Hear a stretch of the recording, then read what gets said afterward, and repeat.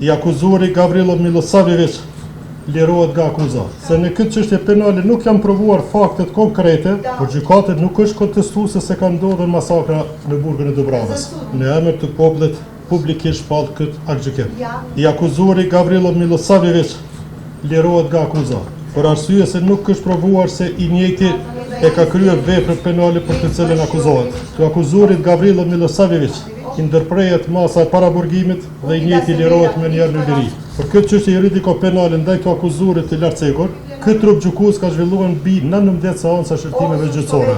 Gjatë zhvillimit të këtyre seancave të shërtimeve gjyqësore, ka dëgjuar dëshmitar të propozuar nga Prokuroria Speciale në akt akuzë, ka dëgjuar edhe dëshmitar të propozuar nga pala mbrojtëse, ka administruar prova, si ato materiale edhe ato personale, të propozuar nga palët në procedurë penale.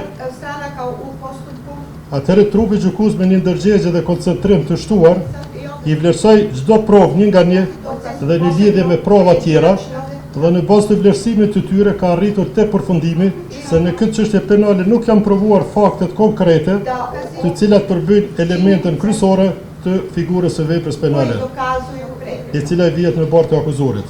Nga se edhe dëshmitar që dëshmitë e tyre lidhur me masakrën e burgut të Dubravës, të cilët i kanë dhënë në polici, prokurori, po edhe në këtu në gjykat, nuk kanë vërtetuar sakt dhe bindshëm që të akuzuarin e kanë parë në vendin e ngjarjes, uniformuar, të armatosur dhe duke gjujtur me armë zjarri në drejtim të burgosërve shqiptar.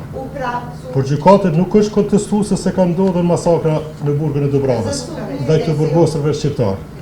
Siç nuk është kontestuese se edhe i akuzuari ka qenë në marrëdhënie pune në burgun e Dubravës, por nuk ka qenë gardian, ali nije bio stražar, por ka qenë në stafin civil. Nego je bio civilno osoblje. Andaj në mungesë të gjitha këtyre provave, gjykata nuk ka mund ta vërtetoj për te dyshimit të bazuar mirë, se i akuzuari ka kryer veprën penale për të cilën është akuzuar.